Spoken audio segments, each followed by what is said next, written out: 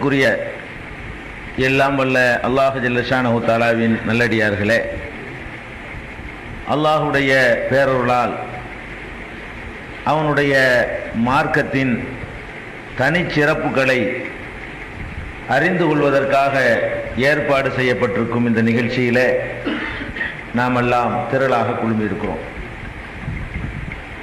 அல்லாஹ் வழங்கிய இந்த இஸ்லாமிய மார்க்கம் உலகத்தில் இருந்த எல்லா மார்க்கங்களிலிருந்தும் தனித்தன்மை பெற்றதாக, பல தனி சிறப்புகளை கொண்டதாக இருப்பதை கடந்த 2 நாட்களிலே நாம் அறிந்தோம். அந்த தொடரிலே இஸ்லாத்தினுடைய இன்னொரு தனிச்சிறப்பு, எந்த மார்க்கத்திலும் காண முடியாத ஒரு தனிச்சிறப்பு என்னவென்று சொன்னால் கடவுளை. ஏன்னா மதம்னு சொன்னா கண்டிப்பா கடவுள் நம்பிக்கை அங்க இருக்கும். கடவுளை சொல்லணும்னா மதங்கள் இருக்காது. மதம்னு சொன்னாலே கடவுள் நம்பிக்கை அடிப்படையாக கொண்டதான் இருக்கும். கடவுளை மனிதனிடத்தில் இருந்து ரொம்ப வெகு தொலைவில் கொண்டே எல்லா மார்க்கங்களும் நிப்பாட்டி வச்சிருக்கும். எந்த மதத்தை எடுத்துக்கொண்டாலும் சரி, கடவுளுக்கும் மனுஷனுக்கும் ரொம்ப பெரிய இடைவெளிய தொலைவை உண்டாக்கி மனிதன் தன்னுடைய தேவைகளுக்காக கடவுளை அணுக முடியாத அளவுக்கு நிறைய முட்டுக்கட்டைகளை போட்டு, ஒரு ஆத்திர அவசரத்துக்கு கடவுளை போய் கூப்பிட முடியாது, அவனுக்கு நிறைய தடைகளையும் முட்டுக்கற்களையும் போட்டு வச்சிருக்கிற காட்சியை நீங்க எல்லா மதங்கள்லையும் பார்க்கலாம். இஸ்லாமிய மார்க்கத்தை பொறுத்த வரைக்கும் கடவுளுக்கும் மனுஷனுக்கும் இடையில உள்ள அந்த இடைவெளி இருக்கு பாருங்க, அது சுத்தமாவே தொடச்சி எடுத்த ஒரு மார்க்கம் இஸ்லாம் தான். எந்த அளவுக்கு தொடச்சி இருக்குன்னு கேட்டா, அல்லாஹ் திருமறையில் சொல்கிறான், நஹ்னு அக்ரபு இலைஹி மின் ஹப்லில் வரீத். மனிதனுக்கு நமக்கும் உள்ள தொலைவு எவ்வளவு தெரியுமா? அல்லாஹ் சொல்றான், மனிதனுக்கு எனக்கும் உள்ள தொலைவு எவ்வளவு என்றால், அவனுடைய பிடரி நரம்பு இருக்குத, ஒவ்வொருத்தனுக்கும் பிடரி இருக்குது, அந்த பிடரியில நரம்பு இருக்குது. அந்த நரம்பு அவனுக்கு எவ்வளவு கிட்ட இருக்குது? அவனுக்குள்ளே தான் இருக்குது. அல்லாஹ் என்ன சொல்றான் தெரியுமா? நாம் மனிதனுக்கு அவன் பிடரி நரம்பை விட கிட்டத்தில் இருக்கிறோம். அவன் பிடரி நரம்பு அவனுக்கு எவ்வளவு கிட்டத்தில் இருக்குதோ அதை விட கிட்டத்தில் நம்ம இருக்கிறோம். பிடரி நரம்பு கிட்டனா மூளை தான். பிடரி நரம்பு என்பது மூளைக்கு பக்கத்தில் இருக்குது. மூளை தான் மனுஷன். மனுஷன் என்பது உண்மையில இது மூளை தானே. மூளை இல்லைன்னா மனுஷன் கிடையாது. தோற்றத்துக்கு பேரா மனுஷன்? மூளை குழம்பி போச்சுன்னா மிருகத்துக்கு அவனுக்கு எந்த வித்தியாசமும் இல்லை. மூளை தான் மனுஷன். இந்த பிடரி நரம்பு தான் மூளைக்கு பக்கத்தில் உள்ள நரம்பு. மற்ற எல்லா நரம்புகளை விட, கை கால்களை எல்லாம் விட மூளைக்கு ரொம்ப கிட்ட உள்ளது பிடரி நரம்பு. நான் எங்க இருக்கேன் தெரியுமா? அதுக்கு கிட்ட இருக்கிறேன். பிடரி நரம்பை விட கிட்டத்தில் இருக்கிறேன். இப்படி ஒரு மனிதனோட நெருக்கம் இருப்பதாக உலகத்துல எந்த மார்க்கமும் கடவுளை பத்தி அறிமுகப்படுத்தல. வேற எப்படி அறிமுகப்படுத்துறாங்க? கடவுளா கிட்டேன்னு உனக்கு போக முடியாது. ஏதாச்சும் கடவுள்கிட்ட கேட்கறத எங்கள்கிட்ட சொல்லு. அதுக்குன்னு சில நாங்க போய் கேட்போம். அவர் தூங்குவார், எழுப்பி விடுவோம். பலவிதமான முட்டுக்கட்டைகள். கடவுள்கிட்ட போய் கேட்க போனா கடவுள் தூங்குவார், அவரை போய் தட்டி எழுப்பணும். எழுப்புறதுக்குன்னு சில மந்திரங்கள் இருக்குது, அதை சொல்லித்தான் எழுப்பணும். அந்த சுப்ரபாதம் எல்லாம் பாடி எழுப்பி விட்ட பிறகு எழுப்பணவனையாவது இவன் போய் கேட்க முடியுமா? கேட்க முடியாது. நீங்க பாருங்க, எந்த வழிபாட்டு தலத்துக்கு வேண்டாலும் போங்க, போனா அவன் தேவை இவன் கேட்டான்னு நீங்க சொல்ல முடியுமா? போய் அங்க ஒருத்தர் இருப்பாரு, எங்களுக்கு ஒரு கோரிக்கை இருக்கு. என்ன கோரிக்கை? அவர் தான் சொல்லணும். என்னென்ன கோரிக்கை சொல்லுங்க, கொடுங்க, நான் கேட்டு வாங்கி தர்றேன். அப்ப இந்த கடவுளை தூரத்துல வைக்கிறதுனால புரோக்கர் உண்டாயிடுறான்.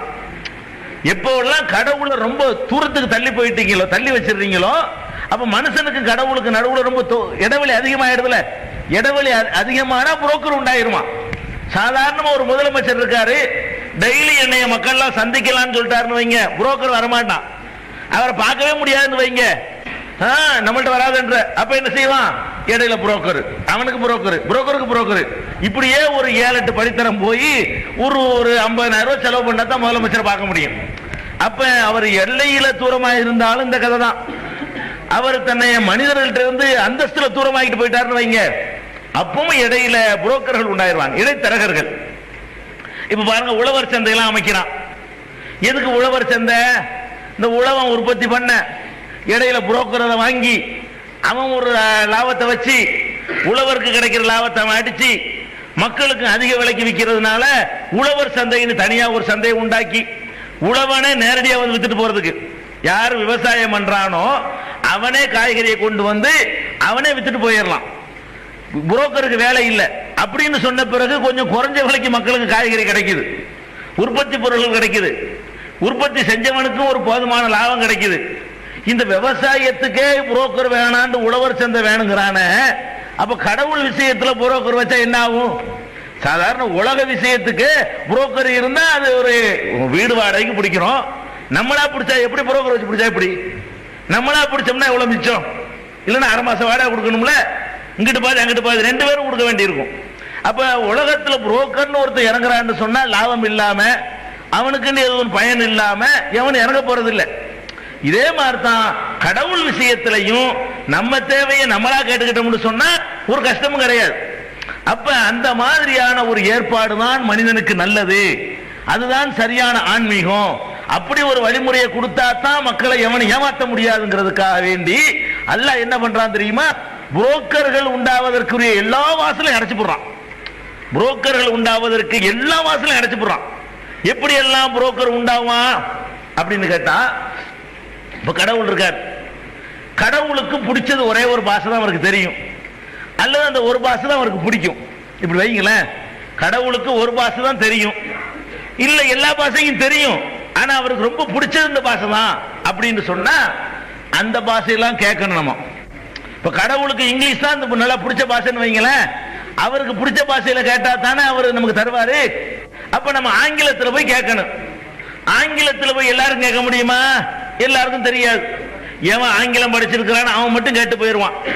வேற பாஷையில உள்ளவன்லாம் என்ன பண்ணனு, ஒரு ஆங்கிலம் படிச்சவனை கூப்பிட்டு இந்த கோரிக்கைலாம் இருக்குப்பா கொஞ்சம் பார்த்து சொல்லி ஒழுங்கான இங்கிலீஷை போட்டு அல்லாட்ட வாங்கி கொடுன்னு சொல்லணும்.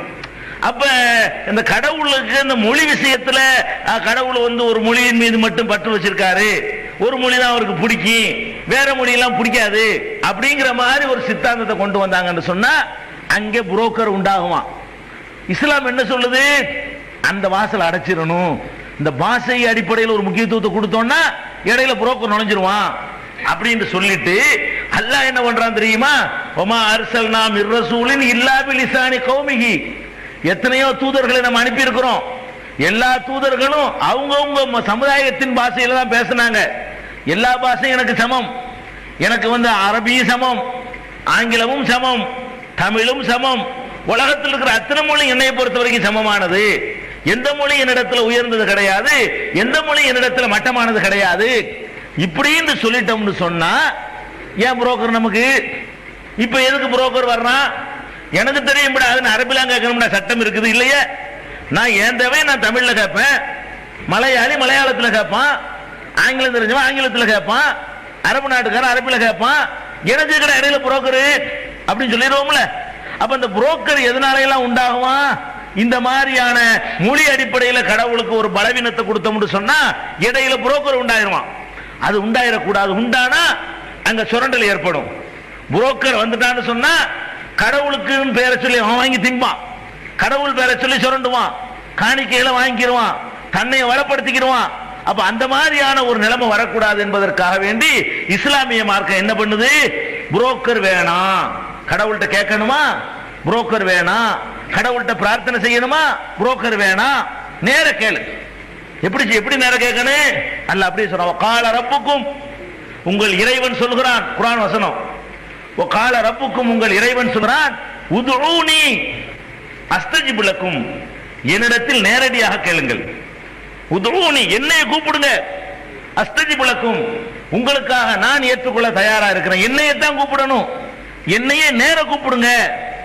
இன்னொரு இடத்துல அல்லாஹ் சொல்லி காட்டுறான், வைதா சாலக இபாதி அன்னி ஃபஇன்னி கரீப், எனது அடியார்கள், எனது உம்மத்துகள், எனது சமுதாயத்தவர்கள் என்னை பற்றி கேட்டால், நபியே முகமதே உன்னிடத்துல அல்லாஹ் எப்படின்னு கேட்டான்னா சொல்லு, ஃபஇன்னி கரீப், நான் கிட்ட இருக்கிறேன்னு சொல்லிரு.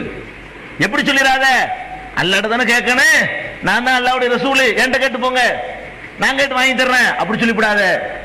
அப்படித்தான் செய்யறாங்க எல்லா இடத்துலையும். பாவ மன்னிப்புக்கு கேட்டா கூட இவன் கடவுள்கிட்ட கேட்க முடியாது, அங்க ஒருத்தர் இருப்பாரு, அவர்கிட்ட போய் என்ன செய்யணும், சாமி பாவம் பண்ணிவிட்டேன், நீங்க தான் மன்னிக்கணும், நீங்க சொல்லி வாங்கி தந்துருங்க. எத்தனை மத வழிபாட்டு தலங்கள்ல மனுஷன்ட்ட பாவம் மன்னிப்பு கேட்கறானா இல்லையா? செஞ்ச பாவத்துக்கெல்லாம் மனுஷன்ட்ட போய் மன்னிப்பு கேட்கறான். நபிகள் நாயகம் ஸல்லல்லாஹு அலைஹி வஸல்லம் அவர்களை பார்த்து அல்லாஹ் என்ன சொல்றான், நபியே உம்மிடத்தில் வந்து என்னுடைய அடியார்கள் கேட்பாங்க. ஏன் கேட்பாங்க? கடவுளை பத்தி யாருக்குமாறு சொல்லி வச்சிருக்காங்க, அதனால கேட்கத்தான் செய்வாங்க. கடவுளை பத்தி பலவிதமா தப்பு தவறமா சொல்லி வச்சிருக்கான், அதனால என்னை கேட்பாங்க. கேட்டா நீ என்ன சொல்லணும் தெரியுமா? இன்னி கரீப், கடவுளாகிய நான் ரொம்ப கிட்ட இருக்கிறேன் என்று சொல்லு. உஜீபு தாவத்தத் தாயி, அழைப்பவனின் அழைப்புக்கு நான் பதில் தருகிறேன் என்று சொல்லு. கிட்டையும் இருக்கிறேன், கேட்ட தரவும் செய்வேன், நான் தூரத்துக்கு போயிடல, கிட்டையும் இருக்கிறேன். கேட்டவன நீ என்னடா கேட்கிறது, நான் என்னடா தர்றது சொல்ல மாட்டேன், அந்த அழைப்பை நான் ஏற்றுக்கொள்கிறேன் என்று சொல்லு. அதோடு நிறுத்திக்க கூடாது. என்னிடத்தில் தான் கேட்க வேண்டும் என்று சொல்லு. 3 சொல்றான். என்னை பத்தி கேட்டா கிட்ட இருக்கிறேன்னு சொல்லு, கேட்டா ஏத்துக்கிறேன்னு சொல்லு, என்னிடத்தில் தான் கேட்டு ஆகணும்னு சொல்லு, வேற யார்ட்டையும் கேட்டக்கூடாது. இப்படின்னு சொல்லி அல்லாஹ் ரப்பல் ஆலமீன் தன்னுடைய திருமறை குர்ஆன் மூலமாக நபிகள் நாயகம் ஸல்லல்லாஹு அலைஹி வஸல்லம் அவர்களுக்கு உத்தரவு போடுறான். அப்ப இதுல என்ன நமக்கு விளங்குது? கடவுள் என்பவன் ரொம்ப கிட்டத்துல கொண்டாந்து நிப்பாட்டிடும் பொழுது கடவுள் பேரை சொல்லிக்கிட்டு சுரண்ட முடியாது, ஏமாற்ற முடியாது, இடைத்தரகரை உண்டாக்க முடியாது. அழகான பாட்டு வர்றோம், ஒரு கோயிலுக்கு போறோம், அவன் வழிபட்டுற முடியுமா? என்னத்தையும் கொண்டு போவான், பால் பழம் தேங்கான்னு கொண்டு போவான். ஒரு சர்ச்சுக்கு போவான், நேர போய் கும்பிட்டுற முடியுமா? முடியாது.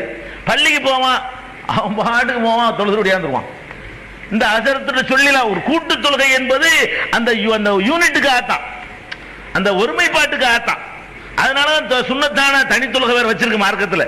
அப்படித்தான் தொழணும் கட்டாயம் நினைச்சுக்கிறாத. அது சகோதரத்துவத்தை காட்டணும், எல்லாம் ஒன்னா நிக்கணும், ஏற்றதாழ்வு ஒழிக்கணுங்கிறதுக்காக வேண்டி உண்டாக்கப்பட்டது. சலாம் கொடுத்தோம் அவன் கேட்டுக்கிற வேண்டியதான். அந்த தொழுகை என்பது வந்து அவர் கடவுள்கிட்ட நமக்காக பிரார்த்திக்கிறார்னு இல்ல, நம்ம தான் நமக்கு பிரார்த்திச்சுக்கிறோம். அவர் தான் நம்மள்ட்ட கேட்டு வாங்கி தரணுங்கிறதுக்காக நம்ம அவரை ஏத்துக்கிறல. ஒரு ஒழுங்கு உண்டாகணுங்கிறதுக்காகத்தான். மற்ற எல்லா நேரங்கள்லையும் நம்ம பாட்டுக்கு அல்லாட்ட போய் நம்ம பாட்டு கேட்டு இருக்கலாம், யாரும் துணையில தேவையில்லை, யாரும் வந்து இடையில இருந்து வாங்கி தர வேண்டிய அவசியம் கிடையாது. அப்ப அந்த மாதிரியான ஒரு சித்தாந்தத்தை இந்த மார்க்கத்தில் அல்லாஹ் தந்திருக்கிறான்னு சொன்னா இது இந்த இஸ்லாமிய மார்க்கத்தினுடைய தனிச்சிறப்பு. இன்னும் சொல்ல போனா இந்த புரோக்கர் வர்றதுக்காக வேண்டிய என்னென்ன காரணங்கள் ஒண்ணுனா பாருங்க. இந்த மொழி விஷயத்துல குறுகிய கடவுளுக்கு இருந்தா புரோக்கர் உண்டாயிரும்.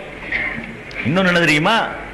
கடவுளுங்கிறவன் நம்ம நினைச்சு பார்க்க முடியாத அந்தஸ்துல இருக்கிறவன், எவ்வளவு பக்கத்துலன்னு சொல்ல முடியாது, எங்கேயோ இருக்கிறான். அந்தஸ்து எடுத்து பாத்தீங்கன்னா நம்ம எங்கேயும் அதல பாதாளத்துல கிடக்குறோம். நம்ம கிட்ட அவன் நெருங்கி வர வேண்டிய அவசியமே இல்லை, அவ்வளவு தூரத்தில் இருக்கான் கடவுள். உண்மையில பார்க்க போனா கடவுளுக்கு உங்களுக்கு எட்டுமா? ஒரு சாதாரண எம்எல்ஏ கிட்ட உங்களுக்கு நெருங்க முடியல, ஒரு எம்பி நெருங்க முடியல, ஒரு மந்திரி நெருங்க முடியல. அப்ப அல்லாஹ் வந்து அதுக்கெல்லாம் மேல எங்கே தான் இருக்கிறான், அது எந்த டவுட்டும் கிடையாது. அவனா இறங்கிக்கிறான், வேற ஒண்ணும் கிடையாது. அவனோட அந்தஸ்து அடிப்படையில் நீங்க பாத்தீங்கன்னு சொன்னா கடவுளுக்கு மனுஷனுக்கு ரொம்ப தூரம் இருக்குது. நம்ம எங்க கிடக்குறோம், அல்லாஹ் எங்க கிடக்குறான் அப்படிங்கிற அளவுல பெரும் வித்தியாசம் இருக்கு. ஆனா அல்லாஹ் என்ன பண்றான்னு கேட்டா, தனக்குத்தானே இரக்கத்தை கடமையாக்கி கொண்டு, தனக்குத்தானே ரஹமத்தை வந்து விதியாக்கி கொண்டு, இந்த மக்களுக்கு நம்ம கிட்டத்தில் நிக்கணும், நமக்கு அந்தஸ்து வேறதான். நம்ம படைச்ச அடியான் இப்படித்தான் இருப்பான், இவன் பலவீனனா தான் இருப்பான். இவன்கிட்ட போய்கிட்டு உனக்கு அந்தஸ்து இருக்காடா தகுதி இருக்காடான்னு கேட்டக்கூடாது. அதனால நம்ம தான் இறங்கணும்னு சொல்லி படைச்ச ரப்புல் ஆலமீன் அவன் தன்னுடைய தகுதிகளை எல்லாம் ஒரு பக்கம் வச்சுவிட்டு, கேளு ஏன் கேள்றா, கேளு, எவனாலும் கேளு, 7 நாள் கேளு, பணக்காரன் கேளு, நுண்டி கேளு, முடம் கேளு, ஊமை கேளு, நல்லவங்க கேளு, கெட்டவங்க கேளு, எல்லாரும் கேளு, வா, பாரபட்சம் இல்லாம அத்தனை பேரும் கேளு அப்படின்னு சொல்லக்கூடிய அளவுக்கு அல்லாஹ் இறங்கி வரான். இந்த இறங்கி வரக்கூடிய நேரத்தில் நமக்கு சில தயக்கங்கள் வரும். பொதுவா கடவுளை கேட்கறதுக்கு கடவுளை வேணாம், நம்ம மனிதன் வந்து மனிதனை பார்த்து தான் எதையுமே முடிவு பண்ணுவோம். மனிதர்களை பார்ப்போம், மனிதர்கள்ட்ட எப்படி நடக்கிறோமோ அப்படித்தான் கடவுள்கிட்ட நடக்கணும்னு நமக்கு தோணும். எப்படி தோணும்? ஒருத்தர் ஒரு கடையில் சம்பளத்துக்கு இருக்கிறீங்க, வேலை பார்க்குறீங்க, ஒரு முதலாளி இருக்காரு, அங்கேருந்து ஒரு 100 ரூபாய் திருடிடுறீங்க. உதாரணத்துக்காக வேண்டி திருடுறத முதலாளி பார்த்துட்டாரு, மூஞ்சில முழிப்பீங்களா? அந்த மூஞ்சில முழிக்க ஓடி போயிடுவோம், முகத்துல முழிக்க மாட்டோம். இந்த ஆள் திருடி போட்டு வந்தால் பார்த்து விட்டாரா, எப்படி இந்த முகத்தை கொண்டு இப்படி காட்டுறது இந்த ஆள்கிட்ட அப்படின்னு நமக்கு தயக்கமா இருக்கும். அந்த முகத்துல முழிக்க மாட்டோம், ஓடியே போயிடுவோம். 100 ரூபாய்க்கா நினைச்சிருவோம், ஓடியே போயிடுவோம். இது மனிதனுடைய இயல்பு. அதே மாதிரி எல்லாத்துலயுமே எதெல்லாம் நம்ம வந்து ஒருத்தர் உதவி செய்தவருக்கு நம்ம வந்து உபகாரம் செஞ்சவருக்கு உபத்திரவம் பண்ணிவிட்டோமோ, துரோகம் பண்ணிவிட்டோமோ, அங்க எல்லாம் முகத்தை காட்ட மாட்டோம். இப்ப மனிதன் என்ன பண்றான்னு கேட்டா, அல்லாஹ்வுடைய நிறைய கட்டளைகள் மீறுறோம். மனுஷன் அப்படித்தானே இருக்கிறான். 100% அல்லாஹ்வுடைய கட்டளையை செஞ்சவன் எவன் இருக்கான் சொல்லுங்க பாப்போம். ஒருத்தனை காட்டுங்க, உலகத்துல காட்ட முடியாது. 100% அல்லாஹ் சொன்னது அப்படியே 100% ஒரு தப்பு கூட இல்லாம எல்லாத்திலும் நான் பர்ஃபெக்ட் ஒருத்தனை கைத்துக்கு சொல்ல முடியுமா? சொல்ல முடியாது. யாரும் சொல்ல முடியாது. எந்த மகானும் சொல்ல முடியாது. நான் 100% நான் வந்து கரெக்டா இருக்கேன்னு சொல்ல முடியாது. அவன் மனிதன் என்பவன் பலவீனமான சில இடத்துல போய் சொல்லுவான், சில கிண்டல் பண்ணி போடுவான், ஒருத்தனை அவன் அறியாம ஏமாத்தி போடுவான், ஏதாவது ஒரு பண்ணிடுவான். அதெல்லாம் இருக்கத்தான் செய்யும். அவன் கொஞ்சம் நல்லதும் கெட்டதும் கலந்தவன் தான் மனுஷன். இப்ப இந்த பாவம் செஞ்ச உடனே என்ன வரும்னா ஒரு தயக்கம் வரும். நம்ம எப்படி அல்லாட்ட கேட்கறது?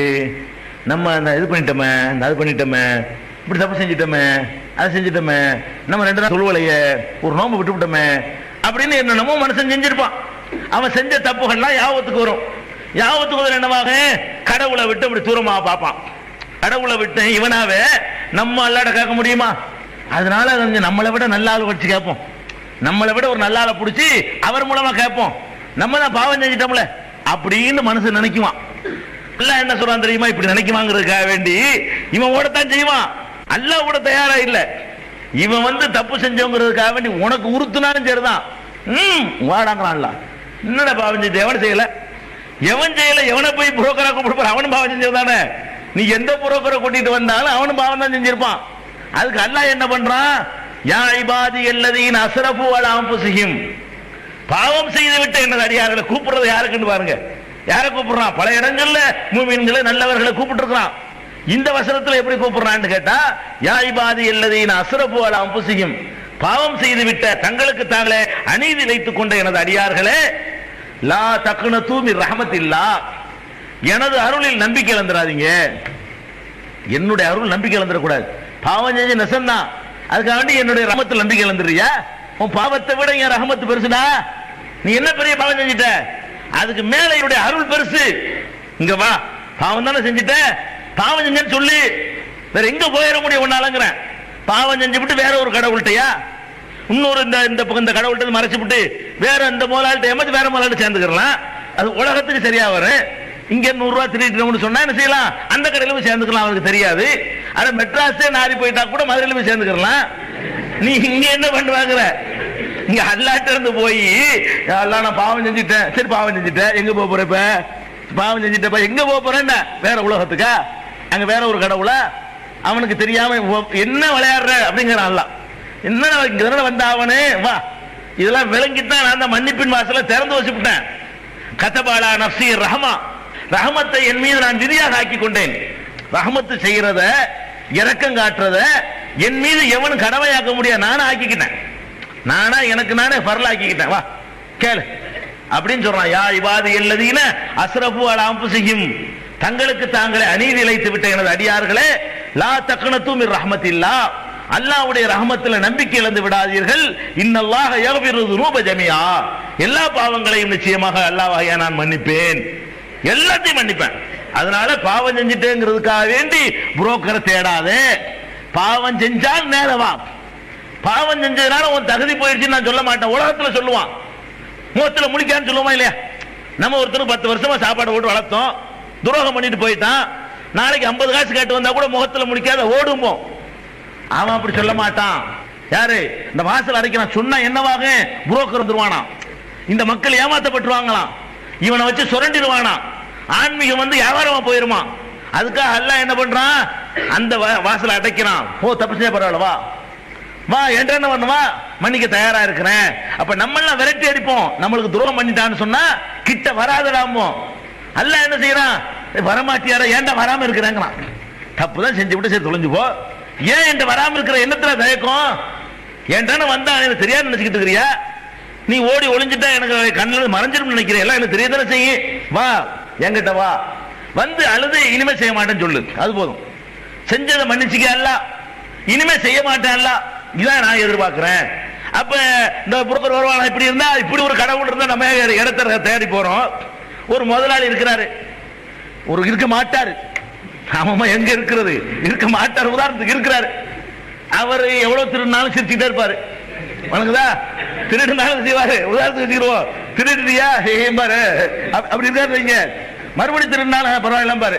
இப்படி ஒருத்தர் இருந்தாருன்னா இந்த மாதிரி ஆளை விட்டீங்க போக மாட்டோமா? எவனாச்சும் போக வேணாங்க, போக மாட்டான். அவன் இருக்கிறான், ரப்புல் ஆலமீன் இருக்கிறான். ஏன்னு கேட்டா இங்க வேற வழி இல்லை. உனக்கு நிறைய முதலாளிகள் இருக்கிறான். அங்க வந்து அப்படி உன்னை விரட்டி அடிச்சுட்டு நீ எங்க போவேன்? உன்னை விரட்டி அடிச்சு விட்டான்னா 2-3 நாள்ல இருந்தா ஏன்டல அந்த லாட்ட போடான்னு சொல்லி விடலாம். இருக்கிறான், ஒருத்தன் இருக்கிறான். வேற என்ன பண்றது? சரிப்பா, நீ நான் தானே இருக்கிறேன், உனக்கு வேற யாரு இருக்கிறா? என்னை விட்டா உனக்கு என்ன கதி இருக்குது? என்கிட்ட வந்துரு, எவ்வளவு தப்பு செஞ்சாலும் வந்துரு. எந்த அளவுக்குண்டாங்க சுப்ஹானல்லாஹ். இந்த புரோக்கர் வரக்கூடாதுக்காக வேண்டி, இடைத்தரகர் வந்து இந்த மக்களை ஏமாற்றக்கூடாதுக்காக வேண்டி எவ்வளவு பெரிய அற்புதமான தத்துவத்தை எல்லாம் நமக்கு தந்திருக்கான்னு பாருங்க. நபிகள் நாயகம் ஸல்லல்லாஹு அலைஹி வஸல்லம் ஒரு உதாரணத்தின் மூலமா நமக்கு சொல்லி காட்டுறாங்க. அல்லாஹ்ட்ட போய் கேட்கறதுக்கு தயங்கவே செய்யாத. யார்கிட்ட கேட்கறதுக்கு நீ தயங்கு. எவ்வளவு பெரிய மனுஷன்ட்ட வல்லன்ட்ட போய் கேட்கறாருன்னு யோசனை பண்ணு. அவன்கிட்ட கேட்கற யோசனையே பண்ணாத. எவ்வளவு துரோகம் பண்ணாலும் யோசனை பண்ணாத. அவனுக்கு எவ்வளவு துரோகம் பண்ணாலும் சரி, மன்னிப்பை கேட்டதுக்கு விழுந்துரு, காலில் விழுந்துரு, எல்லாம் சரியா போச்சு. அதுக்கு ரசூல் ஸல்லல்லாஹு அலைஹி வஸல்லம் உதாரணம் காட்டுறாங்க. அல்லாஹ் எப்படி எடுத்துக்கிறோம், மனுஷன் எப்படி எடுத்துக்கிறோம் அப்படிங்கிறதுக்கு ஒரு உதாரணம். ஒருத்தன் பாலைவனத்தில் போறான், பிரயாணம். பாலைவனத்தில் என்ன, கார் பஸ் எல்லாம் போகாது, ஒட்டகத்தெல்லாம் போகணும். ஒட்டகம் தான் போகும் அந்த மணல்ல. பாலைவனத்தில் ஒரு ஒட்டகத்தில் ஏறி உட்கார்ந்து அந்த ஒட்டகத்தில் தேவையான தண்ணீர், ரொட்டி கிட்டி எல்லாம் எடுத்துக்கிட்டு, இந்த பயணத்துக்கு தேவையான உணவுகளை எடுத்துக்கிட்டு போய்கிட்டு இருக்கான் ஒட்டகத்தில். ரசூல் ஸல்லல்லாஹு அலைஹி வஸல்லம் சொல்றாங்க, ஹதீஸ் இது, கதை இல்லை, நபிகள் நாயகம் ஸல்லல்லாஹு அலைஹி வஸல்லம் சொன்ன ஆதாரப்பூர்வமான ஹதீஸ். போய்கிட்டு இருக்கிறாங்க. போய்கிட்டு இருக்கிற போது மரத்தில் அப்படியே போற இடத்துல ஒரு மரம் அதிசயமா இருக்குது பாலைவனத்திலேயே. அந்த மரத்தில் அப்படி படுத்து தூங்கிட்டான். ஒட்டகத்தை ஒரு பக்கம் நிப்பாட்டி போட்டு கட்டி போட்டு தூங்கிட்டான். முடிச்சு பார்க்கறான், ஒட்டகத்தை காணாம். தூக்கம் கலைஞ்சு எந்திரிச்சு பார்க்கறான், ஒட்டகத்தை காணாம். ஒட்டகம் இல்லைன்னா என்னவாகும்? அவனுக்கு வேண்டிய தண்ணீர் ஒட்டகத்தில் இருந்துச்சு, அவனுக்கு அடுத்த வேளை சோறு ஒட்டகத்துல இருக்குது. இந்த பாலைவனத்தை கடக்கிறதா இருந்தாலும் ஒட்டகத்தை தான் கடக்க முடியும். மணல்ல கால வச்சுக்கலாம் செத்து போயிருவீங்க, அவ்வளவுக்கு மோசமான ஒரு நிலைமை. அப்ப முடிச்சு பார்க்கறான், காணாம். இவன் நிலைமை எப்படி இருக்கும்? இவன் எந்த நிலையில் இருப்பான்? முடிஞ்சிருச்சு, அவ்வளவுதான். நம்ம மௌத்தாயிட்டோம். உணவும் இல்லை, தண்ணீரும் இல்லை. பாலைவனத்துல சத்தம் போட்டாலும் எவனும் வரமாட்டான். பாலைவனம், இங்க இருந்து கடந்து போக முடியாது, இங்கே கடக்க வேண்டியதுதான். எது வரைக்கும் இந்த உடல்ல நீர் சத்து இருக்கு அது வரைக்கும் வண்டி ஓடும், அதோட பணமாயிருவோம் அப்படின்னு சொல்லி ஆளு கதை முடிஞ்சிருச்சின்னு சொல்லி மயங்க போட்டு மறுபடியும் படுத்துட்டான். மயக்கம் போட்டான். மயங்கி கொஞ்ச நேரம் பார்த்து முடிக்கிறான். தெளிச்சு அடைஞ்சா பக்கத்தில் ஒட்டகம் நிற்குது. அந்த உணவு அப்படியே இருக்குது, ஒட்டகத்தில் வச்ச தண்ணீர் அப்படியே இருக்குது. இப்ப எப்படி இருக்கு இவனுக்கு? கொஞ்சம் கற்பனை பண்ணி பாருங்க. அந்த ஒட்டகத்தில் போனவனுக்கு தான் உணர முடியும், உங்களுக்கெல்லாம் உணர முடியாது, நமக்கெல்லாம் உணர முடியாது. இருந்தால் ஒரு அளவுக்கு வழங்க முடியும். செத்துட்டோன்னு நினைக்கிறவனுக்கு போன உசுறு திரும்பி வருச்சுமாங்களே தான் இது. உசுறு போச்சுன்னு முடிவு பண்ணிக்கிட்டான். இப்ப என்ன ஆகுது? ஒட்டகம் இருக்குது, சோறும் அப்படி இருக்குது, தண்ணீரும் இருக்குது, பொழைச்சிட்டோம், இனி கவலை இல்லைன்ற உடனே மகிழ்ச்சி வந்து தலகால் புரியாத மகிழ்ச்சியா. அது தலகால் புரியலைங்கிற மகிழ்ச்சியை கூட ரசூல் ஸல்லல்லாஹு அலைஹி வஸல்லம் ஒரு அழகான உதாரணத்தின் மூலம் சொல்றாங்க. இதை கண்டவுன அல்லாஹ்ட கையேந்திரானா, இறைவா நீதான் எனக்கு அடிமை, நான் தான் உனக்கு எஜமான்னு சொல்லி மாத்தி சொல்லிடுவானா. அதாவது நீ எஜமான் நான் அடிமைங்கிற இடத்துல சந்தோஷம் ஆயிடுச்சுன்னு வைங்கள, என்ன சொல்றோன்னு அவனுக்கு தெரியாது. வாய் குளறி போய் நீ எனக்கு அடிமை நான் உனக்கு எஜமான்னு சொல்லிடுவான். அவ்வளவு மகிழ்ச்சி. அந்த மகிழ்ச்சியுடைய அளவுக்கு ரசூல் அப்படி உதாரணம் காட்டுறாங்க. அப்ப இப்படி என்ன சொல்றோன்னு தெரியாத அளவுக்கு மகிழ்ச்சியில போய் என்ன செய்யறான், அது அப்படி ஒரு நிலையில இருக்கிறான. இதை சொல்லிவிட்டு ஒரு மனிதன் அல்லாஹ்விடத்தில் மன்னிப்பு கேட்டால் இவன் அடைந்த மகிழ்ச்சியை விட அல்லாஹ் அதிக மகிழ்ச்சி அடைகிறான். இவன் அடைந்த மகிழ்ச்சி இருக்க சாதாரண மகிழ்ச்சி இல்ல, செத்து பொழைச்ச மகிழ்ச்சி இவனுக்கு கிடைச்சிருக்கு. இந்த மகிழ்ச்சி எல்லாம் ஒரு அற்பமான மகிழ்ச்சி. நீங்க ஒரு பாவத்தை செஞ்சுட்டு அல்லாஹ்ட்ட மன்னிப்பு கேட்டீங்கன்னு சொன்னா அல்லாஹ் வந்து இதை விட அதிகமா மகிழ்ச்சி அடைகிறானா. பார்த்தீர்களா அடியானை எப்படி மகிழ்ச்சி அடைகிறானா? இந்த அடியானை பாருங்க, பாவம் செய்தான். இந்த பாவம் செய்தத மன்னிக்கிறதுக்கு என்னை விட்டு கதி இல்லைன்னு விளங்கி வச்சிருக்கிறான். திருக்குரான் தமிழாக்கம் தயாராகிவிட்டது. 8வது பதிப்பு. அனைவருக்கும் புரியும் எளிய நடை, தேவைப்படும் வசனங்களுக்கு தெளிவான விளக்கங்கள், கலை சொற்களின் விளக்கங்கள், திருக்குரான் எவ்வாறு அருளப்பட்டது, எவ்வாறு தொகுக்கப்பட்டது என்பது குறித்து முழுமையான விளக்கம், நபிகள் நாயகம் ஸல்லல்லாஹு அலைஹி வஸல்லம் காலம் முதல் இன்று வரை குரான் பாதுகாக்கப்பட்ட வரலாறு, திருக்குரான் இறைவனின் வார்த்தைகள் என்பதற்கான அடுக்கடுக்கான ஆதாரங்கள், முந்தைய பதிப்புகளை விட மெருகூட்டப்பட்ட செய்திகள், கூடுதலான பக்கங்கள், அழகிய வடிவமைப்பு, உயர்தரமான பைண்டிங். நம்பர் 83/3, மூர் தெரு, மண்ணடி, சென்னை 1. போன் 65690810. நான் தான் மன்னிச்சு அவனிடம் புரிஞ்சு வச்சிருக்கிறான், என்னை பத்தி பயப்படவும் செய்யறான், அதனால என்கிட்ட மன்னிப்பு கேட்கிறான். இப்படி ஒரு என்னை வழங்கி வச்சிருக்கிறான், என் அடியானை பார்த்தீர்களான்னு சொல்லி அவனுக்கு சந்தோஷம் தாங்க முடியாம மலக்குகள்கிட்ட அவன் பெருமை அடிக்கிறான். யார் இந்த பாவியை பார்த்து திருந்தின உடனே இவனை பார்த்து பெருமை அடிக்கிறானா. எதுக்கு இதெல்லாம் சொல்லப்படுதுன்னு கேட்டா, கடவுளோட நேரடி தொடர்பு வச்சுக்க, கடவுளோட போய் நேர கேளு, நீங்க சொல்லி வாங்கிட்டாங்க, நீங்க சொல்லுங்க, நீங்க சொன்னா உங்க தான் கேட்கும். அல்ல பேச்சிலே இருக்குது, எல்லாம் பயங்கரமா டேஞ்சரான வார்த்தை, ஒரு முஸ்லீம் சொல்லக்கூடாது. ஒருத்தர் பார்த்து என்ன செய்யறது, இல்ல நீங்க கேட்டா தருவான், என்ன இவர் கேட்டா தருவான், என்ன எழுதி இருக்குங்கிற தோற்றத்தை வச்சியா, வெளிப்படையா வச்சியா? அல்லாஹ் ரப்பல் ஆலமீன் இனி இதயத்தில் நீ கேளு, உனக்கு தருவான். நீ யார்கிட்ட போய் கேட்க சொல்லி அவரை விட ஓந்துவா அல்ல ஏத்துக்குருவான். இதயத்திலிருந்து வரும். உனக்கா கேட்கிறவன் இதயத்திலிருந்து கேட்க மாட்டான், புரோக்கர் இதயத்திலிருந்து கேட்பானா? கொடுத்த காசு கேட்பான். நம்ம பார்க்கிறோம், அந்த புரோக்கர் வைக்கிறதுனால என்னென்ன விளைவு ஏற்படுது. மூத்தா போன ஆட்களுக்கு ஓதுறதுக்குன்னு புரோக்கரை கூட்டு போறான். மூத்தா போயிடுறாரு ஒருத்தர், 40ஆம் பாத்தியா ஓதணும் வாங்க, என்னை கூட்டிட்டு போறான். இவருடைய அத்தாவுக்கு நான் எதுக்கு ஓதணும், எனக்கு என்னங்கிறேன் விதியா, கொடுத்துரு வைக்க போறேன், வேற எதுக்கு நான் போறேன்? இவர் என்னை கூப்பிடுறாருன்னா இவர் அத்தா பத்தி எனக்கு தெரியுமா? இவர் அத்தா சொர்க்கத்துக்கு போனா எனக்கு என்ன, நரகத்துக்கு போனா எனக்கு என்ன? அவருக்கு வேண்டாம் அந்த அக்கறை இருக்கணும், எனக்கு என்ன இருக்குன்னு. என்னை கூப்பிட்டா என்ன செய்வேன்? சரி எவ்வளவு தரப்போறாரு, 25 ரூபா தருவாரா, அதுக்கு தகுந்த மாதிரி ஓதுவேன். 50 ரூபா தருவார்னா அதுக்கு தகுந்த மாதிரி ஓதுவேன். 100 ரூபா தருவார்னா கொஞ்சம் நீட்டி முளைக்கு ஓதுவேன். இதான் வருமே தவிர இதயத்திலிருந்து வருமா? வராது. இந்த புரோக்கர்கள் வரும் பொழுதெல்லாம் அந்த இதயத்திலிருந்து வர்றது அடிபட்டு போயிடும். நீங்க நேர கேட்டீங்கன்னு சொன்னா, அவன் தகப்பனுக்கு அவன் கேட்டான்னு வைங்க, அது எப்படி இருக்கும், எவ்வளவு பவர்ஃபுல்லா இருக்கும். அதனாலதான் அந்த புரோக்கர் வரக்கூடாதுன்னு சொல்லுது இந்த மார்க்கம். எந்த இதுலயும் புரோக்கர் கிடையாது.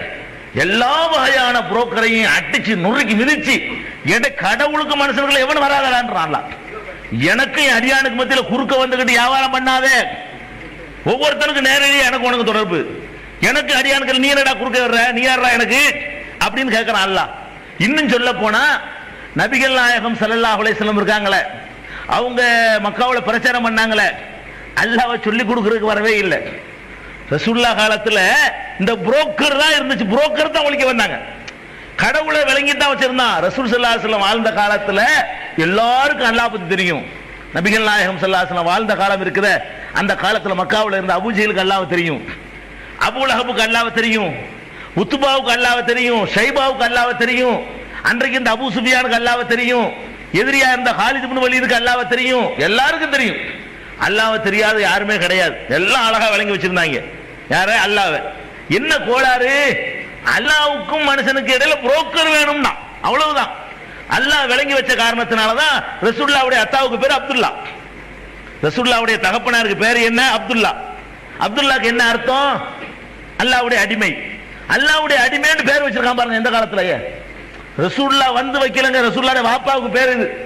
ரசூலுல்லாஹ்வுடைய வாப்பாவுக்கு அப்துல்லா அல்லாஹ்வின் அடிமைன்னு பேர் வைக்கிறதா இருந்தா அல்லாஹ் விளங்கி வச்சிருக்கானா இல்லையா? அல்லாஹ்வை அறிஞ்சு வச்சிருக்கானா இல்லையா? அல்லாஹ்னு ஒருத்தர் இருக்கான், அவனுக்கு தான் நம்ம அடிமைன்னு புரிஞ்சு வச்சிருக்கானா இல்லையா? இதெல்லாம் நிறைய குர்ஆன் வசனங்கள் சொல்லுது. எப்படி சொல்லுது? வலையின் சால் தஹுமன் ஹலகஸ் ஸமாவாத்தி வல் அர்த், வானங்களையும் பூமியையும் படைத்தவன் யார் அப்படின்னு கேட்டு பாருங்க. அல்லாஹ் என்று அவர்கள் சொல்வார்கள். லயகூலுன் அல்லாஹ், அல்லாஹ் என்று விடையளிப்பார்கள். வானத்தை படைச்ச யாரா? அல்லாஹ். பூமி யாரா படைச்சது? அல்லாஹ் தான் படைச்சான். யாரா ரிஸ்க் தர்றது? அல்லாஹ் தான். மறைவானது அறிகிறது யாரா? அல்லாஹ் தான்.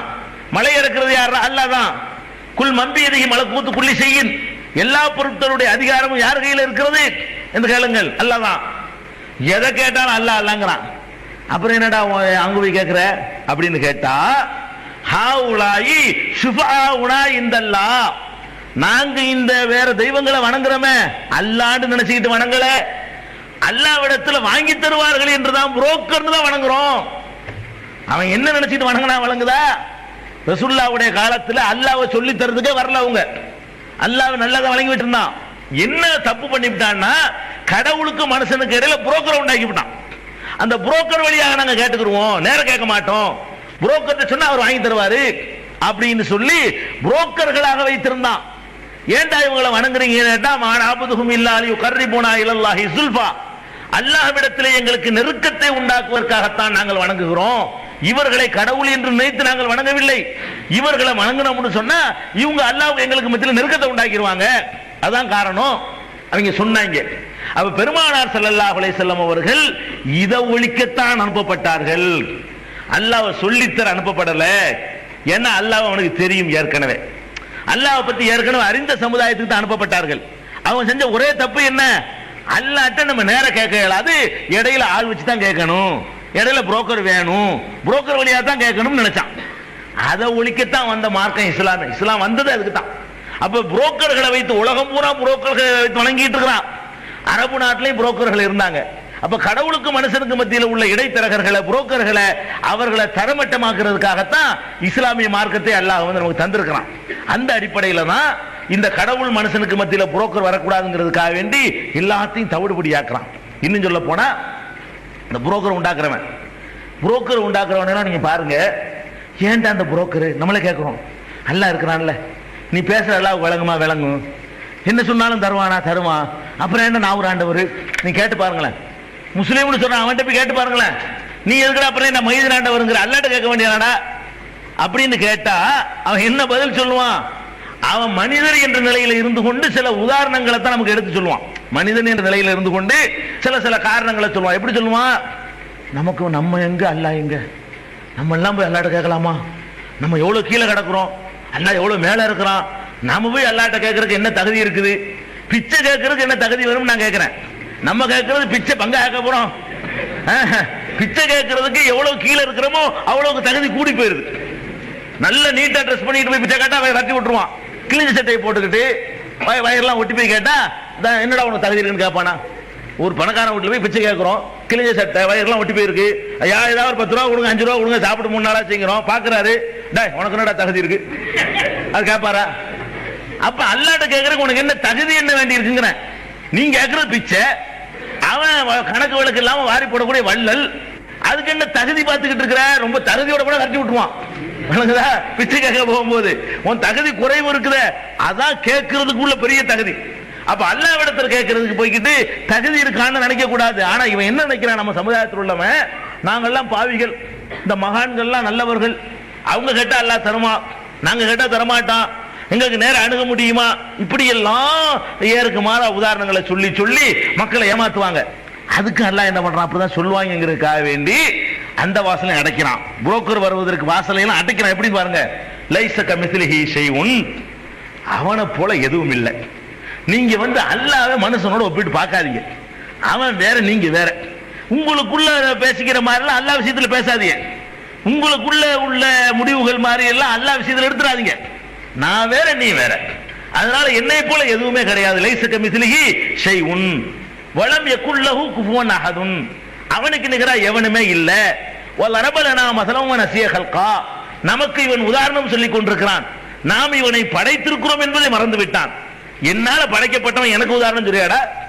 நான் படைச்சு போட்டிருக்கேன் உன்னைய, நீ எனக்கு உதாரணம் காட்டிக்கிட்டு இருக்கிறியா அப்படின்னு அல்லாஹ் கேட்கிறான். அப்ப அல்லாஹ்வுக்கும் மனுஷனுக்கு மத்தியில புரோக்கர் உண்டாக்குறவன் எல்லாம் சில உதாரணங்களை சொல்லிதான் புரோக்கரை உண்டாக்குறான். என்னென்ன உதாரணங்கள் சொல்லுவான் பாருங்க, உங்களுக்கு நீங்க கேள்விப்பட்ட உதாரணங்கள் தான். இந்த உதாரணங்கள் எல்லாம் நிக்காது அல்லாஹ்வுடைய வசனத்துக்கு முன்னாடி, இந்த மார்க்கத்துக்கு முன்னாடி. ஒருத்தன் ஒரு புள்ள இருக்கிறான், அவனுக்கு தாயும் இருக்கிறாங்க, தகப்பனும் இருக்கிறாங்க. அவனுக்கு ஏதோ ஒரு பொருள் தேவை இருக்குது, ஒரு சைக்கிள் வேணும். தகப்பனார்ட்ட கேட்டா வாங்கி தர மாட்டாரு. அம்மாட்ட போய் சொல்லி, அம்மா பக்குவமா நேரம் பார்த்து என்ன செய்வாங்க, அத்தாட்ட சொல்லி வாங்கி தந்துருவாங்கல்ல. அந்த மாதிரி தான் அத்தா தான் தர்றாரு, அது சந்தேகம் கிடையாது. இருந்தால் அம்மாட்ட சொல்லும் பொழுது அம்மா வாங்கி தருவாங்கல்ல, அப்படித்தான். அதான் உளியா, அல்லாஹ் தான் தரப்போறான், அதுல எந்த டவுட்டும் கிடையாது. இருந்தாலும் நாங்க அவுளியாட்ட சொன்னோம்னா அவங்க நேரம் பார்த்து அடிச்சு என்ன செய்வாங்க, வாங்கி தந்துருவாங்க. அதுக்கு தான் அவுளியா சொல்றானா இல்லையா? அப்ப இது அல்லாஹ் சொல்றான். அடை, அல்லாஹ்வுக்கு உதாரணம் காட்டாத. அல்லாஹ் பத்தி பேசும்போது அத்தா அம்மா உதாரணம் காட்டாத. ஏன்னு கேட்டா அவனை மாதிரி யாருமே இல்ல. அல்லாஹ் வந்து உங்க அம்மா மாதிரியா? அல்லாஹ் வந்து உங்க அத்தா மாதிரி தானா? அவனுடைய ரஹ்மத்துக்கு நிகராக எந்த ரஹ்மத்தாவது இருக்குதா? இப்படி எடுத்துக்கிறோமே. அத்தாவை விட எதுக்கு அம்மாட்ட ஒருத்த போய் கேட்கிறான்? அத்தாவை விட அம்மாவுக்கு இறக்க குணம் கூட. அதான காரணம். அத்தா இப்ப கொஞ்சம் கோவக்காரரா இருப்பாரு. அம்மாவுக்கு வந்து புள்ள சாப்பிடாட்டி பெரிய அம்மா சாப்பிடாது. அத்தா என்ன செய்வார், புள்ள சாப்பிடாட்டு அவர் திண்டு போயிருவாரு. அத்தாவுக்கு அம்மாவுக்கு வித்தியாசம். அப்ப அத்தாவை விட அம்மாவுக்கு இறக்கம் கூட. அதனால இறக்கம் கூட உள்ள இடத்துல போய் கேட்கறான். ஓகே சரி, இப்ப அல்லாவும் அவுளியாவும் எடுத்துக்கிறோமே, யாருக்கு இறக்கம் கூடங்கிறப்ப அல்லாஹ் விட அவுளியாக்கு இறக்கம் கூடவா? அதான் அதுக்கு அர்த்தம். அப்ப அல்லாஹ் என்னமோ இறக்கம் இல்லாதவன் மாதிரி, இந்த அவுளியா வந்து அம்மா அளவுக்கு இறக்கம் உள்ளவங்கிற மாதிரியும், அல்லாஹ் வந்து அப்பா அளவுக்கு உள்ளவர் தாங்கிற மாதிரின்னா, நீ அல்லாஹ்வை கேவலப்படுத்துறியா, அல்லாஹ்வை மதிக்கிறியா? அப்புறம் என்ன புரோக்கருங்கிற? நீ உங்க அம்மாட்ட போய் கேட்டு வாங்கி கேட்கறீங்களப்பா, உங்க அம்மா விட அதிக இறக்கம் உள்ளவன் அல்லாஹ். உங்க அம்மா எவ்வளவுக்கு இறக்கம் காட்டுறாங்களோ அதை விட 1000 மடங்கு 10000 மடங்கு இறக்கம் உள்ளவனாக்கு ரப்புல் ஆலமீன். அப்ப என்னத்துக்கு புரோக்கரு அடிக்கிறான்? அல்லாஹ் புரோக்கர் வர்ற வாசல் என்ன செய்யறான்? அடிக்கிறான். லைஸ கமிஸ்லிஹி ஷைஉன், அவனை போல எதுவுமே கிடையாது, உதாரணம் காட்டிக்கிட்டு தெரியாத. அதே மாதிரி ஒரு மந்திரி இருக்காரு. மந்திரி நேரம் நீங்க பார்க்க முடியுமா? போய் பார்த்துருவாங்களா? நாளைக்கு கருணாநிதி போய் சந்திச்சு வந்துருக்கோம் அப்ப எல்லாரும் முடியுமா? உங்களால முடியாது. ஏன்? அவர் உங்களை எல்லாம் பார்க்க மாட்டார். தெரிஞ்சாதான் உள்ள அனுப்புவாங்க. ஏதாவது ஒரு வட்டம், மாவட்டம், எம்எல்ஏ அப்படி போய் அவங்க போய் உங்களை சிபாரிசு பண்ணா தான் போக முடியும். சாதாரண முதலமைச்சர்கிட்ட போக முடியல, நல்லாட்ட போயிடுவீங்க. நீங்க கேட்க மாட்டேன். சாதாரண முதலமைச்சர்கிட்ட உனக்கு போய் கேட்க முடியல. அந்த முதலமைச்சரோட எத்தனையோ முதலமைச்சர் அந்தஸ்துல உள்ளவன் அல்ல, அவங்ககிட்ட போய் கேட்க முடியுமா அப்படிங்கிறான். இதை கேட்டோம் நம்மளால சரிதானே அவளையாட்ட போவோம். புரோக்கர் உண்டாக்கிறான். புரோக்கர் வந்து தன்னால இதுக்கு என்ன கோளாறு? இவன் அல்லாவையும் முதலமைச்சரையும் ஒப்பிட்டு பார்க்கறான், உதாரணம் காட்டுறான். இவன் உதாரணம் எப்படி பார்த்துறான்னா, அல்லான்னா அத்தா மாதிரி பார்க்கறான் கொஞ்சம் பேரு, இல்லன்னா அல்லான்னா அம்மா மாதிரி பார்க்கறான், இல்லன்னா அல்லான்னா ஒரு முதலமைச்சர் ஒரு அதிகாரி மாதிரி பார்க்கறான். அல்லாஹ் வேற மனுஷன் வேறன்னு ஒண்ணு தெரிய மாட்டேங்குது. அதுக்கு தான் அல்லாஹ் கேட்கறான், ஏன்டா எனக்கு ஏன்டா உதாரணம் சொல்லிட்டு தெரியுறீங்க? நான் என்ன நீ என்னடா? என்ன எதுக்குடா அம்மாவோட அத்தாவோட முதலமைச்சரோட அவனோட இவனோட சூரியனோட சந்திரனோட எதுக்கு ஒப்பிடுறீங்க? என்னைய நான் தனி ரகம், என்னுடைய ரகத்துல ஒண்ணும் கிடையாது. என்னை கொண்டு எவனோட எதனோட ஒப்பிட்டு பார்க்காத. வலம் யகுல்லஹு குஃபுவன் அஹத், அவனுக்கு நிகரா எனக்கு நிகரா ஒண்ணும் கிடையாது அப்படிங்கிற அல்லாஹ். அப்ப இதுல என்ன விளங்கணும்? முதலமைச்சர்கிட்ட நேரடியா போக முடியல. காரணம் என்ன? முதலமைச்சர் நீங்க போறீங்கன்னு வைங்களேன், ஏன் விரட்டி விடுறாரு? உங்களை விரட்டி அடிச்சுடுவாங்க. போனீங்கன்னா வாசல்ல நுழைய முடியாது. யார் ராணி விரட்டி விட்டுருவாங்க. ஏன் விரட்டி விடுறாங்க? நீங்க யாருன்னு அவருக்கு தெரியாது. முதலமைச்சருக்கு நீங்க யாருன்னு உங்களுக்கு வேணா முதலமைச்சர் தெரியும், முதலமைச்சருக்கு உங்களை தெரியாது. இவன் யாரா இவன் யாரா உள்ள விட்டது கேப்பரா இல்லையா? உள்ள போயிட்டு மறைஞ்சுக்கிறிஞ்சி உள்ள போயிட்டீன்னு வைங்க, வாசல் வரைக்கும் போயிட்டீங்கன்னா முதலமைச்சர் எட்டி பார்த்துட்டாரு, யாரா இவன் எப்படி உள்ள வந்தான், யாரா உள்ள விட்டது இவனை கேப்பரா இல்லையா? அப்ப அல்லாட்ட நான் போய் நேரம் கேட்கிறேன், அல்ல அப்படி எட்டி பார்த்துட்டு இவன் யாரா புதுசா இருக்கிறான், இவன் நான் பார்த்ததே இல்லையே, இப்படி ஒருத்தர் இருக்கா உலகத்துல கேட்பான் அவன்? அவன் முதலமைச்சருக்கு தெரியாதனால புரோக்கர் வேண்டி இருக்குது. என்னை படைச்ச ரஹ்மானுக்கு தெரியுமே, என்னைய எல்லாரையும் தெரியுமே, 409 கோடி மக்களையும் தனித்தனியா தெரியுமே. அவனுக்கு எல்லாம் தெரிஞ்சிருக்கும் போது எதுக்கு புரோக்கருங்கிற? யாரு போனாலும் அவனுக்கு தெரியும். மனுஷனுக்கு ஆளை கூட்டிட்டு போறோம்னா எம்எல்ஏக்கு ஒரு ஆளை கூட்டிட்டு போய் ஆகணும், இல்லைன்னா உனக்கு தெரியாது. எம்எல்ஏக்கு ஒரு கவுன்சிலர் கூட்டிட்டு போனா தான், அறிமுகப்படுத்தினா தான் உன்னை நம்புவாரு. இல்லைன்னா இப்ப குத்தி கொண்டுட்டு என்ன பண்றது? பயப்படுவார் அவருக்கு. அதுக்காக கண்டவனை உள்ள விட்டுற மாதிரி. அப்ப அல்லாஹ் ரப்புல் ஆலமீனை பொறுத்த வரைக்கும் அவனை கொண்டு நீங்க இந்த மனுஷனோட ஒப்பிடலாமா? ஒரு முதலமைச்சர் அளவுக்கு தான் அவனுக்கு அறிவு இருக்குமா? ஒரு எம்எல்ஏ அளவுக்கு தான் அவனுக்கு அறிவு இருக்குமா? அப்ப அறிமுகப்படுத்துறவனை விட அவனுக்கு அறிவு கம்மி. இப்ப என்னை கொண்டே ஒருத்தர் வந்து முதலமைச்சர் அறிமுகப்படுத்தினார்னு சொன்னா, என்னை பற்றி அறிமுகப்படுத்துறவருக்கு அறிவு இருக்குது, முதலமைச்சருக்கு அறிவு இல்லை. அப்ப அல்லாஹ் அப்படித்தானா? அப்துல் காதர் ஜிலானிக்கு தான் உங்களை பத்தி அறிவு இருக்கும், அல்லாஹ்வுக்கு உங்களை பத்தி ஒண்ணுமே தெரியாது. இந்த அப்துல் காதர் ஜிலானி சொன்ன பிறகுதான் அல்லாஹ் அறிஞ்சிக்கிற போறான். அப்படியா? எவ்வளவு கேவலமா நீங்க போயிட்டு இருக்கீங்கன்னு அல்லாஹ் கேட்கறான். அதுக்கு தான் இந்த உதாரணம் காட்டுறது. இந்த மாதிரி எந்த உதாரணத்தை காட்டினாலும் சரி, மனுஷன் உதாரணம் காட்டினாலும் சரி, சில பேர் சூரிய சந்திரன் கரண்ட் உதாரணத்தெல்லாம் காட்டுறாங்க. நம்ம ஆள் பாருங்க, கரண்ட் இருக்குது, கரண்ட்ல நேரடியாக கொடுத்தா பல்ப் எரியுமா? 5 வாட் பல்புலங்க, அது கொண்டு நேரடியாக கொடுத்தா எரியுமா? எரியாது. அதுக்கு ஒரு டிரான்ஸ்ஃபார்மர் வச்சு அந்த பவரை குறைச்சி போங்க, வேலையை கொண்டு போங்க, நிறைய போடுங்கம்மா, கட்டுப்படி ஆக மாட்டேங்களாம். ஏன்னா சேருக்கே ஒரு நாளைக்கு 600-700 ரூபா கொடுக்க வேண்டியிருக்கு, சேர் வாடகை மட்டும். உங்களுக்கு செலவு பண்றது தான் வசூல் பண்றாங்க, வேற என்ன? அப்ப கரண்டை வந்து என்ன செய்யணும்? குறைச்சி தருது. ஒரு 5 வால்ட் பல்ப் எரியணும்னா 0 வால்ட் பல்ப் எரியணும்னு சொன்னா அதுக்கு ஒரு டிரான்ஸ்ஃபார்மர் வச்சு அந்த பவர் அப்படி தேவையான அளவு குறைச்சி அதுல கொண்டு மாட்டினா அந்த பல்ப் எரியும். வர்ற நேரடி கரண்ட்ல மாட்டினா பல்ப் எரியாது. அப்ப அந்த மாதிரி தான் அல்லாஹ்வுடைய பவரை கொண்டு நீ சாதாரண ஆள் போய் கேட்டீங்கன்னா முடி நாசமா போயிடுவார். அதனால கேட்டுறாதே. அவங்க அவுளியா என்ன செய்வாங்க? உனக்கு எவ்வளவு தரணுமோ குறைச்சிருவாங்க. இந்த அவுளியா என்ன செய்வாங்களா? நமக்கு எவ்வளவு அல்லாஹ்ட்ட இருந்து வரணுமோ அவ்வளவுக்கு பவர் வாங்கி தேவையான அளவுக்கு தருவாங்க. அது மாதிரி டிரான்ஸ்ஃபார்மராக அவங்க பயன்படுவாங்க. கம்மியா இருந்தா கூட்டி தருவாங்க, கூட இருந்தா குறைச்சி தருவாங்க. இந்த மாதிரி இது செய்யலாமா இப்படி அல்லாவுக்கு? அல்லாஹ் வந்து அல்லாஹ் கரண்ட் மாதிரி உள்ளவனா? கரண்டுடைய தகுதிதானே அல்லாவுக்கு. அப்ப அல்லாஹ் ரப்புல் ஆலமீனை பொறுத்த வரைக்கும் இப்படி நினைக்கிறதே அல்லாஹ் வந்து உதாரணம் காட்டுறதாயிடுது. லைஸ கமிஸ்லிஹி ஷைஉன், அவனை போல எதுவுமே இல்ல, அவனுக்கு நிகரா யாரும் இல்ல. இதை நம்ம சிந்திச்சு பார்க்கணும். இது மாதிரி என்னென்னமோ உதாரணங்களை கிறுக்குத்தனமா சொல்லிக்கொண்டு புரோக்கர்களை கொண்டாந்து திணிக்க பார்க்கறான்.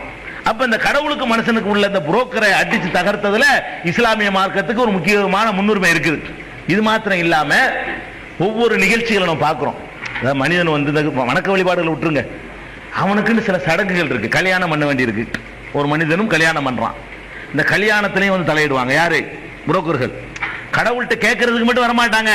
இந்த கல்யாணம் வந்து நடத்தி மாப்பிள்ளை பொண்ணு ஆகுறதா இருந்தா கடவுளுடைய ஏஜென்ட் இருப்பாரு, அவர் அங்கீகரிச்சா தான் அது கல்யாணம் ஆகும். ஐயரோ சாமியாரோ பாதிரியாரோ வந்து அவர் எடுக்கல அங்கீகரிக்கணும், அப்பதான் நீங்க கல்யாணம் மாப்பிள்ளை பொண்ணு ஆவாங்க இவங்க. அதே மாதிரி கருமாதி பண்ணணும், நீங்களா பண்ணிக்கிறீங்களாது கருமாதி பண்றாந்தாலும் அங்க இருந்து வரணும். அதே மாதிரி பூணூல் போடுறதுல இருந்து என்னென்ன பண்ணணுமோ பேர் வைக்கிறதுல இருந்து எல்லாத்துக்குமே அவர் வந்து இடையில் நுழைஞ்சு என்ன செய்யணும், அவர் ஒருத்தர் புரோக்கர் இருப்பார். அப்ப கடை அந்த அங்கீகாரம் பெறுவதற்காக வேண்டி இது எல்லாம் கூட இஸ்லாம் தகர் தெரியுது. கல்யாணத்துக்கு கூடங்க மதகுரு வர வேண்டியது இல்லைன்னு சொன்ன மார்க்கம் உலகத்தில் எடுத்துக்காட்டுங்க பார்ப்போம். கல்யாணம் பண்றீ இல்லைங்க, கல்யாணம் பண்ணுவதா இருந்தால் ஐயர் இல்லாம பாதிரியார் இல்லாம அந்தந்த சாமியார்கள் குருமார்கள் இல்லாம கல்யாணம் பண்ணலாம்னு சொல்லக்கூடிய ஒரு மார்க்கம் உலகத்தில் இருக்கா? இஸ்லாம் மட்டும்தான் இருக்குது. நபிகள் நாயகம் ஸல்லல்லாஹு அலைஹி வஸல்லமுடைய காலத்துல எவ்வளவு கல்யாணங்கள், கல்யாணத்துல கலந்துகிட்ட சரித்திரத்தை பார்க்க முடியல.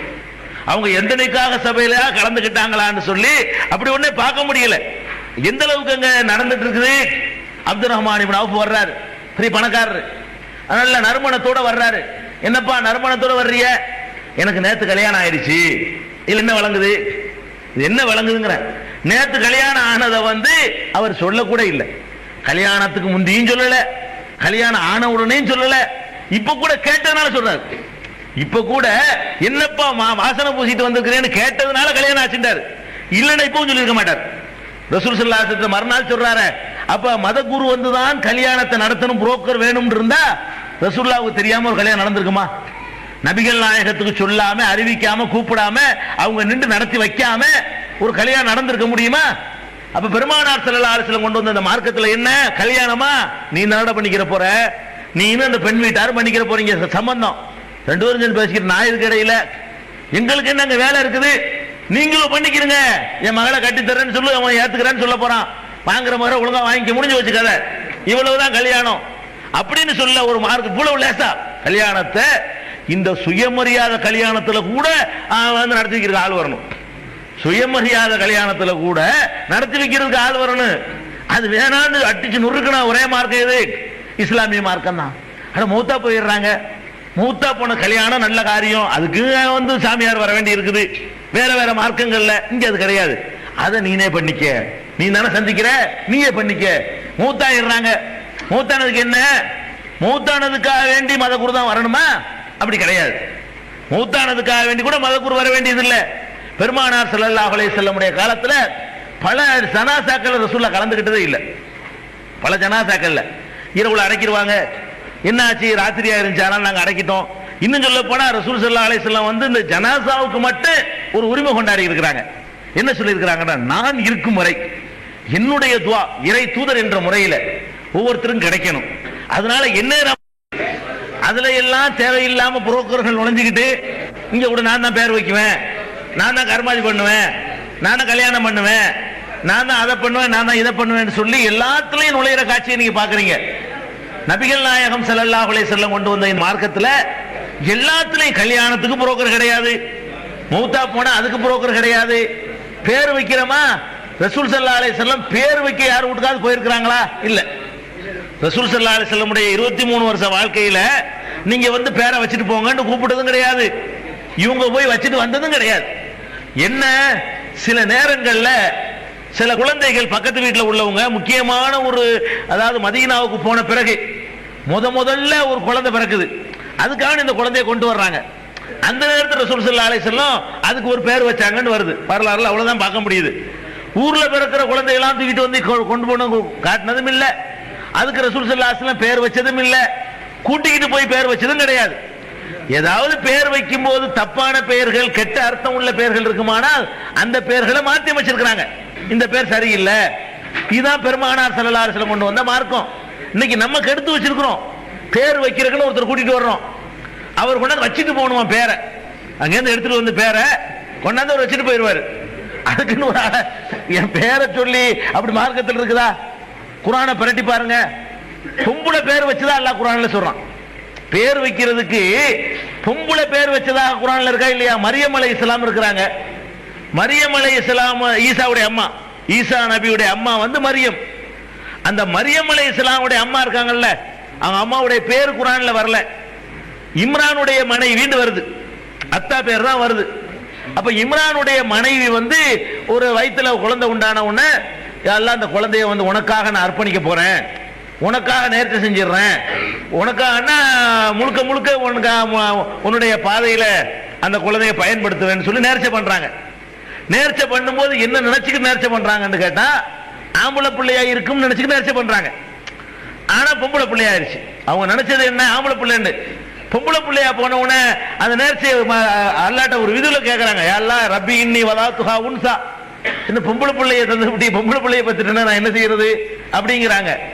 அப்ப அந்த நேரத்தில் அல்லாஹ் அதை சொல்லிட்டு வரும் பொழுது, இன்னி சம்மை துஹா மரியம், இந்த குழந்தைக்கு நான் மரியம் என்று பெயர் சூட்டி விட்டேன்.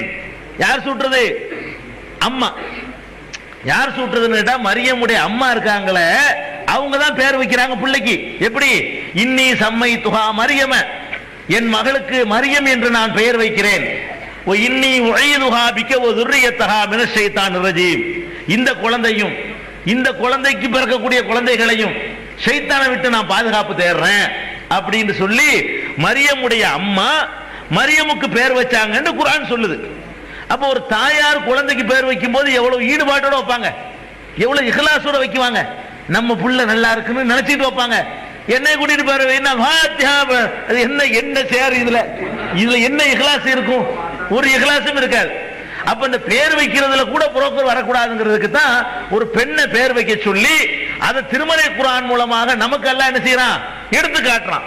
அப்ப அவங்கவுங்களா பேரை சூட்டிக்கிறணும். ஒரு குடும்பத்துல குழந்தை பிறந்துச்சுன்னு சொன்னா அந்த குழந்தைக்கு தாயோ தகப்பனோ நல்ல அழகான பேரை எடுத்து இந்த பேரை சொல்லி நான் கூப்பிடுறோம், அல்லாட்ட ஒரு துவா செஞ்சுக்கிறணும். யா அல்லாஹ், என் குழந்தைக்கு இந்த மாதிரி பேர் வைக்கிறோம், நல்ல குழந்தை ஆக்கி வை, சாலிகான குழந்தை ஆக்கி வை, எல்லாருக்கும் ஒரு ஒழுக்கமான பிள்ளைங்கிற பேர் வாங்க வை, ஷைத்தான் இருந்து பாதுகாத்துரு அப்படின்னு ஒரு துவாவை பண்ணிவிட்டு நம்ம வாட்டுக்கு பேர் வச்சுக்கலாம். பாருங்க, இதுல கூட புரோக்கர் இல்லை.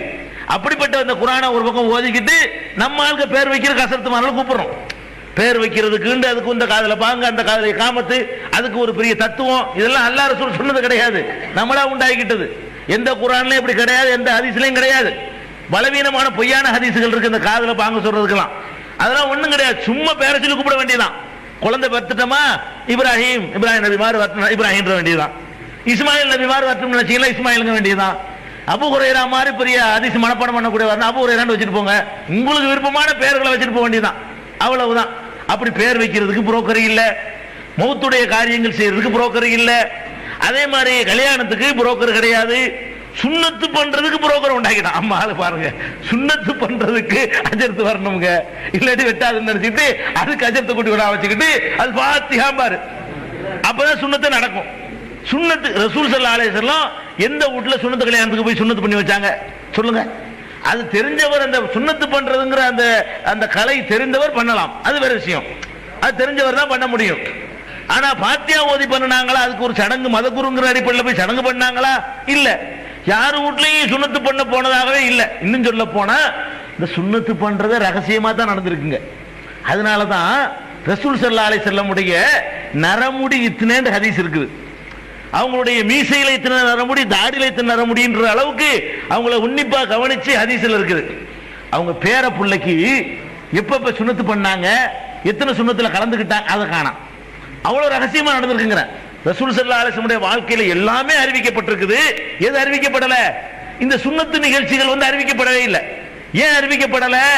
அதெல்லாம் ரகசியமா செஞ்சுட்டு போயிரு விஷயம். அதுக்கு ஒரு கல்யாணம் பேர் வச்சுக்கிட்டான். இவனா சுண்ணத்து கல்யாணம், அதுக்கு பேரு அதை வந்து கல்யாணம் ஆக்குறதுக்காக வேண்டி, ஆடம்பரம் பண்றதுக்காக வேண்டி, வட்டிக்கு வாங்கி கடனாளி ஆகுறதுக்காக வேண்டி, மார்க்கத்தை சிரமமாக்கிறதுக்காக வேண்டி இவனா உண்டாக்கிட்டு சுன்னத்து கல்யாணம் ஒரு பேரை வச்சுக்கிட்டு அது ஒரு பெரிய ஃபங்க்ஷன் ஆக்கி விட்டுட்டான்.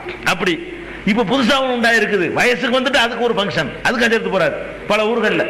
பெண்கள் வயசு ஆம்பளைக்கு இருந்தா பொம்பளைக்கு வேணும்ல, சமம் இருக்குல்ல, ஆம்பளைக்கு சுன்னத்து இருக்கு, பொம்பளைக்கு ஏதாவது வேணும்ல. பெண்கள் வயசுக்கு வந்துட்டாங்கன்னு அதுக்கு ஒரு சடங்கு, அதுக்கு அஜர்த்து போய் எண்ணெய் ஊத்துறது, முட்டையை ஊத்துறதுன்னு என்னமோ சடங்கு ஊருக்கு ஊர் வச்சிருக்காங்க. அதெல்லாம் இந்த பூப்பை இதழ் பிற மதத்தை காப்பி அடிக்கிறது. மனித வாழ்க்கையில எல்லாத்திலையும் தலையிட்டு வேற வேற மார்க்கங்கள்ல இந்த மத குருமார்கள் சம்பாதிச்சாங்க. இஸ்லாம் அதை ஒழிக்க வந்த மார்க்கம். இஸ்லாம் எதுக்கு வருது? எல்லா மதத்திலும் இது உண்டு. எந்த மதமா இருந்தாலும் பாதிரியார் இல்லாம அந்த குடும்பத்தில் மங்களமான அமங்கலமான காரியம் நடக்காது. ஊடு கட்டினா பாதிரியார் வரணும், சாமியார் வரணும், ஊடு இடிச்சா அதுக்கு வரணும், சட்டியத்துக்கு அடுப்புல வச்சா அவர் வரணும், அது இறக்குறாங்க அவர் தான் வரணும். இப்படி நல்லது கெட்டதுங்கிற வாழ்க்கையில் அத்தனையிலேயே ஒருத்தர் ஒரு மதகுரு வந்து நடத்தி வச்சா தான் அது சரியா வரும்னு சொல்லி எல்லா மார்க்கமும் உலகத்தில் சொல்லிக்கிட்டு இருக்கும் பொழுது எந்த அனைத்தையும் தூக்கி ஒட்டச்சி தரமட்டமாக்கி ஓங்காரியத்துக்கு நீ பொறுப்பாளி, நீ பண்ணிக்க அப்படின்னு சொன்ன ஒரே மார்க்கம் இஸ்லாமிய மார்க்கம். அப்படிப்பட்ட பெருமானார் ஸல்லல்லாஹு அலைஹி வஸல்லம் வழியா வந்து நம்ம ஆள்க செய்யற தப்புகள்னால இஸ்லாம் வந்து தனித்து வழங்க மாட்டேங்குது, வித்தியாசமா தெரிய மாட்டேங்குது. ஓ மார்க்கத்துக்கு ஏ மார்க்கத்துக்கு என்னடா பெரிய வித்தியாசம் கேட்கிற அளவுக்கு ஆயிப்போச்சு.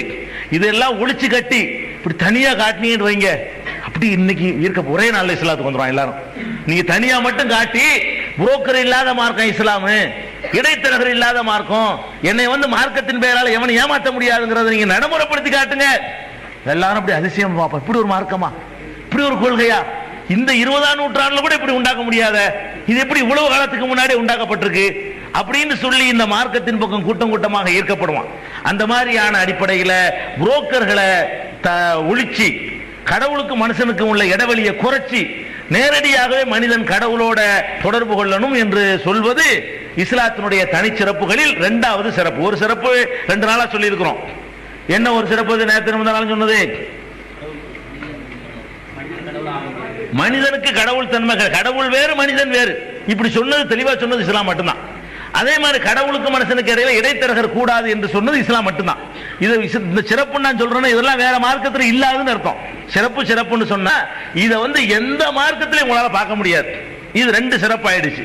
இன்னும் எத்தனை விதமான சிறப்பு இருக்குது என்பது இன்ஷா அல்லாஹ் நாளையிலிருந்து உள்ள நாட்களில் பார்ப்போம். மூன் பப்ளிகேஷன்ஸ் வெளியீடுகள்: இஸ்லாமிய அடிப்படை கல்வி, திருமுறையின் தோற்றுவாய், திருக்குரானில் அறிவியல் சான்றுகள் பாகம் 1, அர்த்தமுள்ள கேள்விகளும் அறிவுபூர்வமான பதில்களும், குரான் கூறும் ஓரிரை கொள்கை, நபி வழியில் தொழுகை சட்டங்கள், மாமனிதர் நபிகள் நாயகம், குரான் மட்டும் போதுமா, ஹதீஸ்கள் குரானுக்கு முரண்படுமா, அழகிய இஸ்லாமிய பெயர்கள், இதுதான் பைபிள், ஜனாசாவின் சட்டங்கள், ஏகத்துவமும் இணை வைப்பும், திருக்குரானின் அறிவியல் சான்றுகள் பாகம் 2, இஸ்லாம் பெண்கள் உரிமையை பறிக்கிறதா, பிறை ஓர் விளக்கம், இஸ்லாம் ஓர் இனிய மார்க்கம், நபி தோழியர் வரலாறு, குற்றச்சாட்டுகளும் பதில்களும், நோன்பு, இயேசு இறைமகனா, வருமுன் உரைத்த இஸ்லாம், உண்மை தோழர் அபூபக்கர் அலி, பெண்களுக்கான நபி வழி சட்டங்கள், அறிவுச்சுடர் அன்னை ஐசார் அலி, இஸ்லாத்தில் சொர்க்கம் நரகம், நபி தோழர்களும் நமது நிலையும், துவாக்களின் தொகுப்பு, முகைதீன் மௌலிது ஒரு ஆய்வு, குரானை எளிதில் ஓதிட, நபிகள் நாயகம் பல திருமணம் செய்தது ஏன், யாக்குத்பா ஒரு ஆய்வு, நபி வழியில் நம்ஹஜ், நபி வழியில் குழந்தை வளர்ப்பு, தராவி தொழுகை ஒரு ஆய்வு,